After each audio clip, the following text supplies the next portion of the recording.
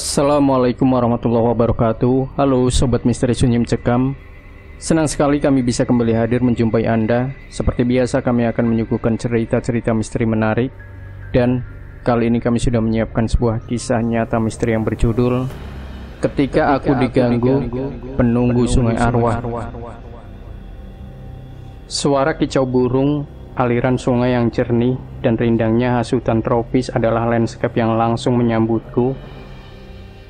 Ya, pada pertengahan September 2011, aku resmi menjadi seorang koki di sebuah perusahaan kayu di wilayah Muara Untu, Kabupaten Barito Utara. Hari-hari pertama jadi koki di perusahaan tersebut, aku merasa baik-baik saja. Sebab tempatku bekerja adalah sebuah camp induk yang ramai dan besar. Dan di sini pun aku langsung banyak kenalan teman-teman baru yang ramah-ramah dan baik hati. Namun di penghujung bulan September, aku mendapat perintah untuk bertugas jadi koki di camp Blok A.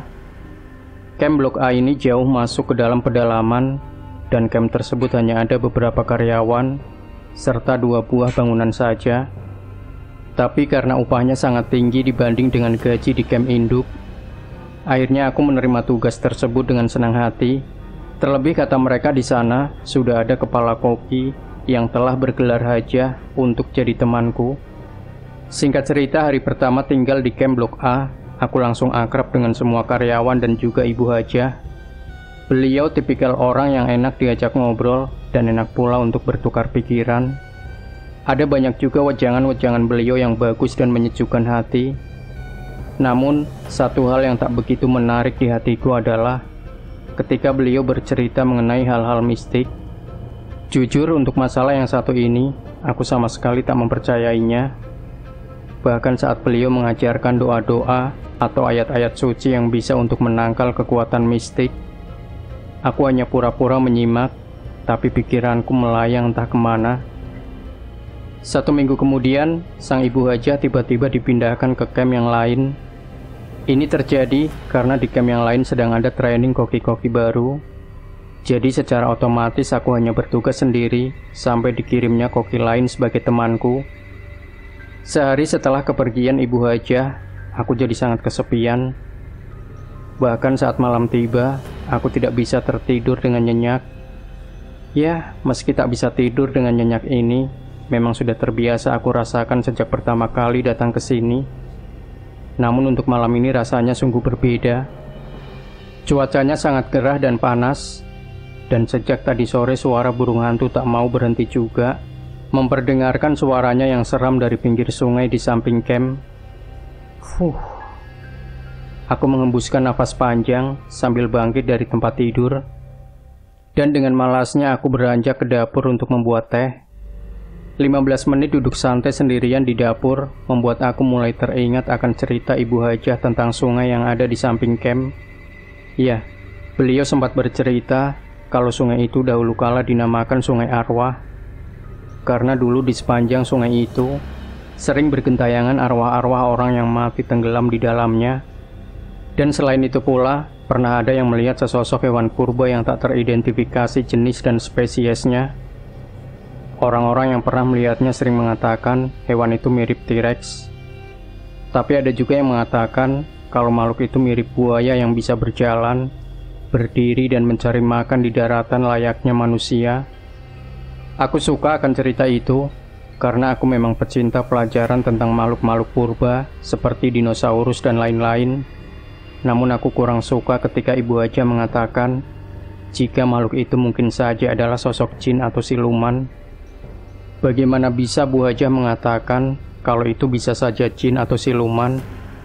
Tanya aku kala itu tak percaya. Ya, soalnya menurut orang-orang yang pernah melihatnya, sosok makhluk aneh itu akan menghilang begitu saja ketika bertemu dengan manusia. Itu bisa saja karena lari atau terbangnya cepat. Makhluk ini menghilang begitu saja secara ajaib di hadapan mata mereka. Dia bukannya lari atau terbang, ucap ibu hajah kala itu menegaskan. Aku selalu tersenyum sendiri ketika mengingat bagian itu. Sebab menurutku ibu hajah terlalu naif dan suka membesar-besarkan cerita. Ya, setidaknya itulah penilaianku bila teringat cerita tersebut. Dan sampai saat aku duduk santai sambil minum teh, itu pun aku masih meremehkannya. Namun, ketika beberapa menit kemudian, tiba-tiba aku mendengar ada suara gemerisik dari arah belakang camp. Mendadak aku jadi merinding sendiri. Awalnya aku mengira itu adalah karyawan yang habis berburu ikan. Namun saat gemerisik itu malah masuk ke kolong camp tempatku berada, perasaanku seketika jadi kurang nyaman juga. Lalu karena saat itu aku kebetulan membawa senter, pelan-pelan aku mencoba mencari tahu apa yang ada di bawah sana. Set, set. Satu demi satu celah lantai yang berukuran 1,5 cm itu aku sinari dengan cahaya senter. Tak ada apa-apa kok. Gumamku dalam hati ketika melihat memang tak ada satupun yang berada di bawah sana. Namun meski begitu suara-suara gemerisik tadi terus terdengar semakin jelas saja. Akhirnya aku mulai kesal dan memutuskan untuk kembali ke kamar saja. Memang sih, aku sempat berpikir untuk membangunkan beberapa karyawan supaya membantu mengecek siapa yang berada di bawah sana. Tapi karena melihat jam sudah menunjukkan pukul 11 malam, aku jelas segan untuk melakukannya. 3 hari setelah kejadian itu, hampir setiap malam aku selalu bermimpi buruk. Ya, dalam mimpiku itu ada seorang wanita tua yang memintaku untuk meminta maaf dengan melarungkan beberapa sesaji di sungai di samping camp. Aku jelas tak mau mengindahkannya, sebab aku tak tahu salahku apa, dan lagian itu cuma mimpi. Sungguh konyol jika aku harus percaya dengan sebuah mimpi. Namun ketika hampir menginjak 1 minggu, mimpi itu semakin sering muncul. Bahkan saat tidur siang pun aku tetap bermimpi yang sama. Aku harus tanyakan hal ini kepada Ibu Hajah, batinku kemudian.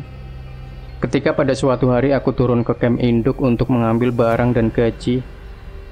Singkat cerita, saat tiba di camp induk, aku langsung menemui Ibu Hajah, yang kebetulan sedang istirahat dari kesibukannya dalam mengawasi training beberapa koki yang baru saja datang.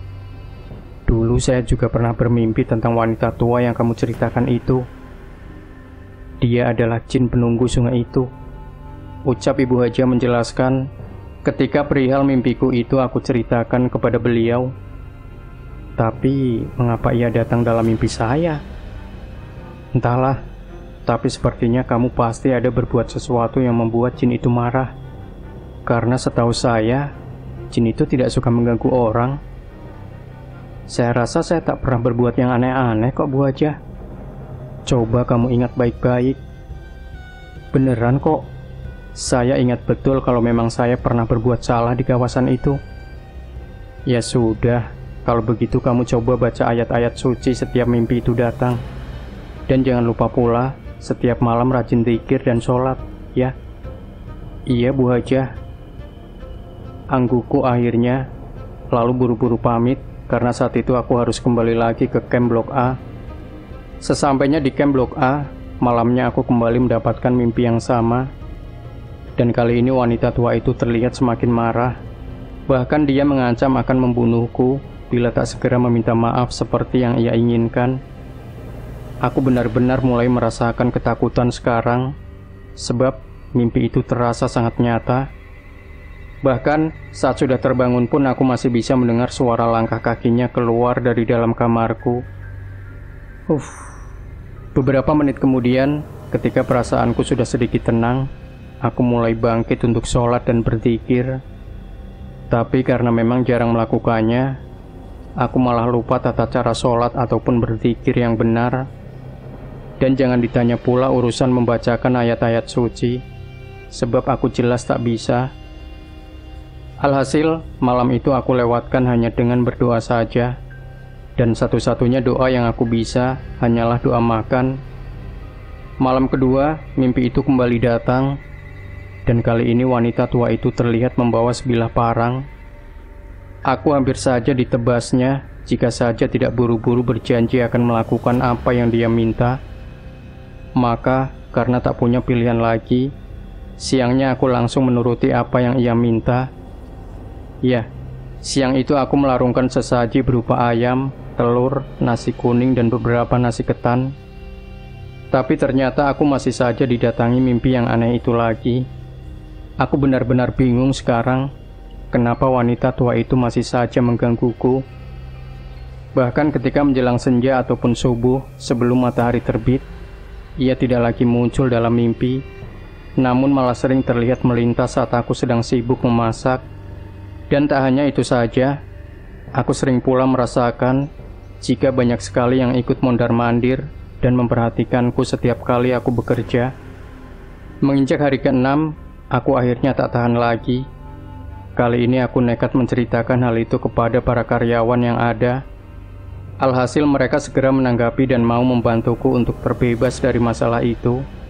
Dan hanya dalam beberapa hari pula, salah satu dari mereka mendapat mimpi jika hal itu terjadi karena aku adalah seorang yang tidak beriman, tapi malah suka dan sok berani meremehkan para penunggu tempat itu. Aku segera tertegun dan sadar jika selama ini aku memang tak memperdulikan apa itu iman dan ilmu agama. Dan mengenai kesalahan lain yang aku lakukan adalah kebiasaan burukku dalam melanggar setiap pantangan yang ada di tempat itu. Ya, selain tak pernah sholat, aku selalu membuang semua sampah plastik dan bekas pembalutku di sungai. Inilah yang sebenarnya membuat para makhluk halus penunggu sungai marah dan tetap menerorku, meski sudah meminta maaf dan melarungkan sesaji. Sebab aku selalu membuang sampah-sampah tadi sesuka hatiku, tanpa memperdulikan kebersihan sungai dan kesehatan orang-orang yang berada di hilirnya. Ya Allah, aku benar-benar menyesal telah melanggar semua pantangan yang ada, yang dimana sebenarnya pantangan itu sudah berkali-kali diingatkan oleh Ibu Hajah agar jangan dilanggar. Kita adalah ciptaan Allah yang paling tinggi derajatnya. Namun meski begitu, Allah juga menciptakan makhluk lain yang mempunyai alam berbeda dengan kita, yaitu alam jin dan alam yang lainnya. Jadi usahakanlah agar kita jangan berurusan dengan mereka, dan usahakanlah agar kita selalu menghargai dan menjaga keindahan alam kita ini yang telah diciptakan Allah untuk kita semua. Pesan Ibu Hajah kala itu, tepat saat hari pertamaku datang ke camp Blok A ini. Sekarang aku sudah berhenti dari perusahaan kayu tersebut, namun pengalaman itu tak pernah bisa aku lupakan. Karena melalui pengalaman itu, aku mengerti jika yang namanya pantangan itu tidak bisa dilanggar begitu saja.